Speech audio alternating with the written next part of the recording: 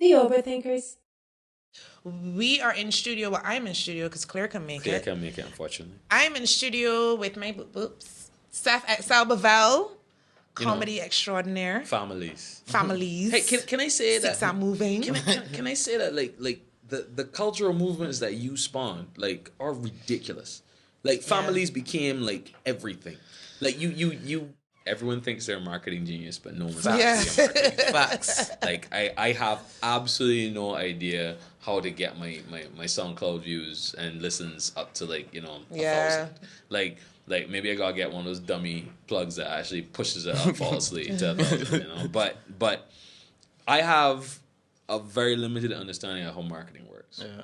From where I sit, when there's a certain legitimacy to somebody in the public purview, when mainstream media has seen someone attain something that international standard has put its brand on.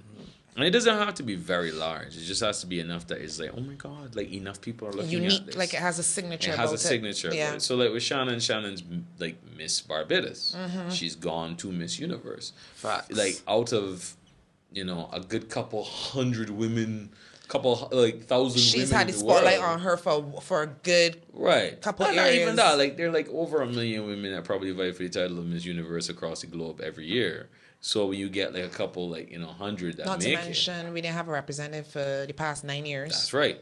So then when you get one, it's like, oh my God, this is a big deal. Mm-hmm.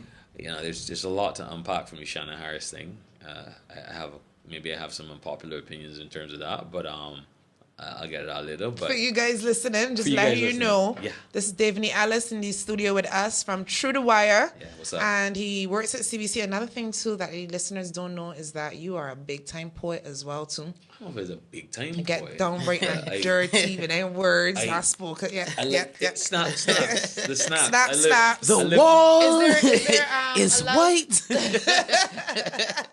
If I see this in a sketch, I'm gonna know. it's like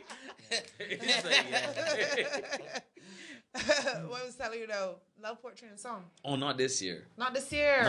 Yeah, because I know you usually hit that up. But I will tell everyone to support Love Poetry and Song because it's a great initiative. Because we really should be giving to the HIV food bank. Yeah, for sure. Like contributing to this is a good cause. There are people that genuinely need this because there's so much stigma against people with HIV and AIDS. There's a large stigma in society about stopping people simply getting basic amenities. Like the sanitary napkins thing is a big deal. Mm-hmm. Because people don't understand that just contributing sanitary napkins is necessary. Like toothpaste, toothbrushes, just canned goods. Basic necessities that we take for granted. Yeah. There are people that are not able to get these things. Yeah. That suffer with a disease that is crippling. And it's like everyone loves to be a good person or like say they're going to be a good person. But when it really comes down to doing hard good work. person stuff. I mentioned Kendrick Lamar before. He has that song, How Much a Dollar Costs. And it really comes down to that. Like, how much does a dollar cost you? Mm-hmm. Like, you can contribute a little bit of something that you're already doing. $5 isn't going to kill you. Mm-hmm. Like, a can of tuna ain't going to kill you. Mm-hmm. So, contribute a can of tuna. Like, just do it. It doesn't take anything off of us to do it. Just do it. So yeah. So yeah, the Love Poetry and Song is coming up the 18th. Yeah, the 18th February. of this month. That's an annual event that happens. That is just. Shout out to JS for always putting me on the program and giving me a spotlight to actually do. Anybody poetry. else over there that we should be shouting out? Shanko, who I really adore. Aisha. I a couple of people. Paula's awesome. Mm-hmm. Like they're. Honestly, JS team is awesome. Mm-hmm. Janelle, like they're really nice. It's really people. good vibes though, especially nice for the month of love, for the month of Black. For me too, I find that it's a real good Black History. Yeah, Black History Month and all of these beautiful, Black people coming out and we speaking positively about love as well too. It's just a real nice show. Yeah, so card is nice this year too. You guys could check that out. My boy Joaquin's on that card this year. Joaquin is a really good artist to keep your eye on, boy. I am. Joaquin actually invited us, babe, to come down to Sugar Live on Thursday nights because they perform down there. Did he know? Because I am tracking no Joaquin to get him on my podcast. Oh, wow, Joaquin, you're a man in demand. So when you go down to see Joaquin, My let bad, Joaquin know my that bad, I'm Joaquin. looking for him because My bad. I want Joaquin to come on my podcast because I think that boy is superbly talented. I really think so, too. I think that and boy... he's so down to earth and telling cool. me, boy. Like, just normal still. Just see the man passing at events. So I hailed the man after the man performed at Sammy's. I was like, big man. He performed at Mihaly's Corner too, right? Yeah, he did. Yeah. He did. I was like, dude, you are on. On like, and the man is good. I'm like, I'm not taking anything away from anybody else on my card, but I was like, I will give this short see this man perform again. Yeah. Because he's really, really good. I think so too. We gotta go and check him out. And being that young, I got advantage. Yeah. So I'm anticipating what he does this year because I loved his song. Yeah. I love his song. So, hats off to him. Hats off to everybody that can get ready for the crop But over season. I would say this in terms of poetry. Poetry Lime is every end of month. Mm-hmm. It's done at BCC. You can check out Beat Freaks Barbados. I was just gonna ask you about them. Yeah. Beat Freaks Barbados is awesome. They try to cater to whatever's going on in terms of the poetry scene, and they are Lucy Hammonds. Shout out Lucy, she's really cool. Shout out Lucy. Like she's Shout very out much Levi. He probably in Trinidad still. Yeah. But yeah, Lisa, that boy's my cousin.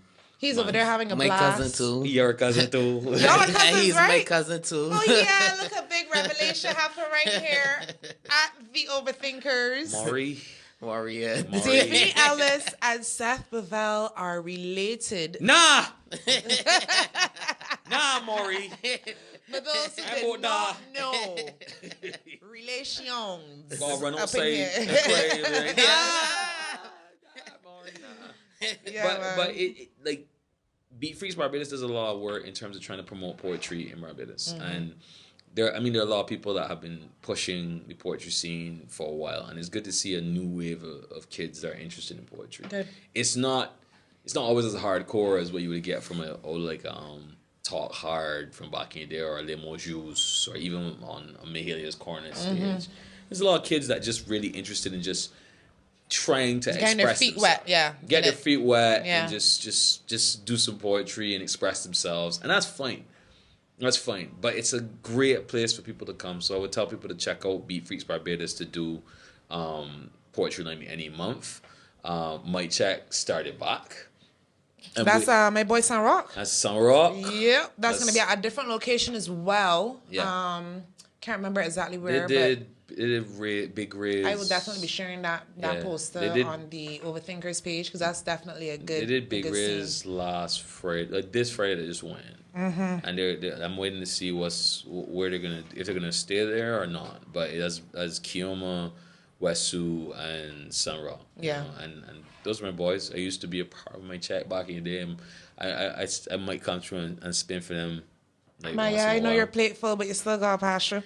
But he played it full though. So yeah, like anything that has to do with spoken word and poetry, there are a lot of people that do a lot of good work. Shout out to the father, Adrian Green. Of course. Shout out to DJ Simmons, the DJ, Godfather. of Shout course. out to Iron Pipe in general because the men doing some good work too. Yep. With They're- Simon behind them there too, you can't go doing wrong. some very good Can't work. go wrong. Like Water Pressure is a good song, and Sound System is true. Sound System is true because like the only true system is a sound system. The only true system is a sound system. I You agree heard that with track before? Yeah, they got some really interesting tracks out there too. The only good system is Shout a out to sound the system. Bajan artists, man. I got so much. Yeah. So yeah. much going on. I wanted to touch briefly back at like your work schedule. You are so invested in the music and Tru Da Wire, but I It's just wanted to tough, boy. ask you a question about you as a person dealing with very intense situation as press, as media, as a journalist. For example, how does it make you feel having to roll up on a set of the unfortunate situation, or like your partners, talking to your partners that may have to go on set of the unfortunate situation with the old lady?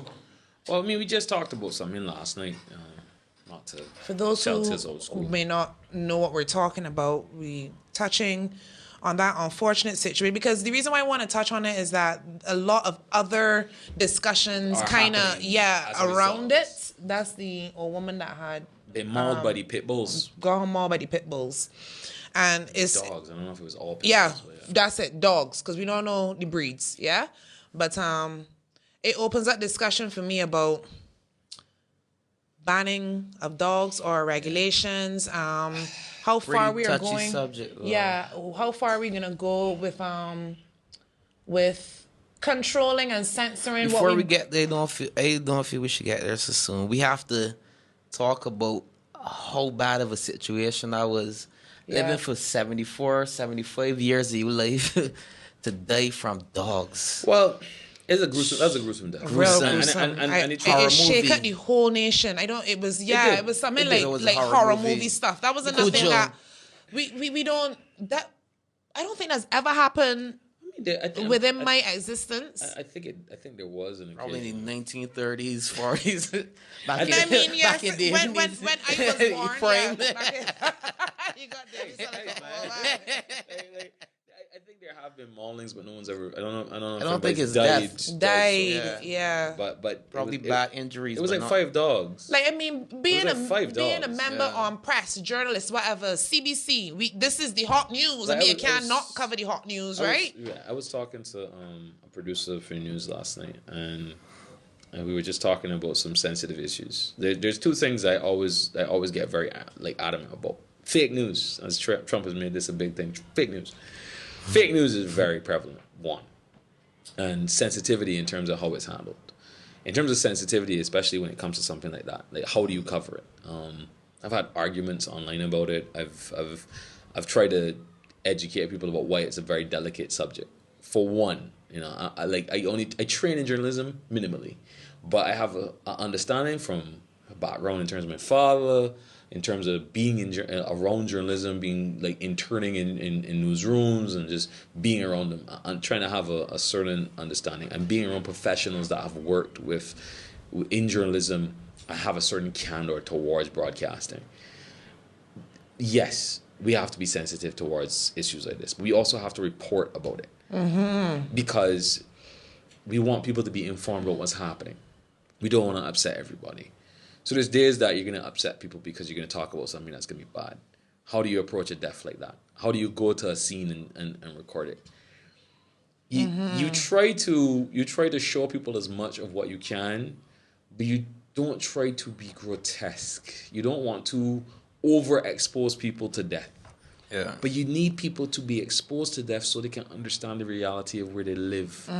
Your job as a journalist, from my training, my minimal training, and from the people that I've been around that are professional journalists, is to showcase death in a realistic standpoint so that people understand this is a part of life. But there's a thin line between that and clickbait. There is. But you see, what's happening internationally is that clickbait has taken over. Well, people don't know what clickbait is. Exactly. Clickbait is the salacious selling of news where they're putting headlines up that you subconsciously need to click on. Yeah. A headline that is so catchy. That you need to see what it is. What it is. And they're purposely doing things like they'll put up a long headline so it cuts off. So you have to read the rest of it. Right. You have to open it when Or you read the rest. They put up something like saying like, if you hate this, then you really hate this. Or if you love this, then you really love this. It's like you won't believe what this person said today. It's like these pictures are too grotesque and you shouldn't click on this link. Yes. And that's the head thing that you want to do. That's the head thing you want to do. And it plays in your psychology. And a lot of what is happening internationally is like more sites are doing this. It's because to get the hits, to get the money. Because that's what it is. Like I complain about places that I would like to work for, Complex. Complex is really good at clickbait. Yeah. They're very good at clickbait. CNN does it. HuffPost does it. Yeah. BuzzFeed is great at it. Gawker, which rest in peace, Gawker. Thanks, Hulk Hogan. What is the connection with Gawker? It got me lost. So random. Y'all don't know? What's the correlation? Small detour. So y'all know about Hulk Hogan's sex tape that came out, Yeah, right? yeah. So Gawker released the sex tape. Wait. How you know about Hogan's sex tape? Because it was news. Oh, just checking. How do you know about Hogan's sex tape? No, I briefly saw it on Facebook. My timeline. Okay. So Hulk Hogan's sex tape came out. Gawker like released it and reported on it. Mm-hmm. And he sued Gawker for releasing the information about his sex tape. I remember this. Because it put his character in a bad light. Of course, yeah. He wanted to, right? He did. Yeah. He wanted an absorbent amount of money. Yeah, I remember that. This was orchestrated by other people that were interested in pulling down Gawker. Right. So there was other people behind the scenes that were like, Probably that's not a BuzzFeed. problem. We want this lawsuit to happen. We want this lawsuit to happen. We want Gawker gone. It's true. So it's like, go away. And Shout out to BuzzFeed and Complex. I just shook it. I just shook it. I just shook it. So of course, like now you end up in a place where Gawker is hit with a ridiculous amount of millions of dollars that they have to pay that they don't have. And then Brett, no. So they're brag. Like, it's like, you can't pay this money. You gotta go away, dog. So Gawker is no more as a result. Got filed for bankruptcy. The Overthinkers.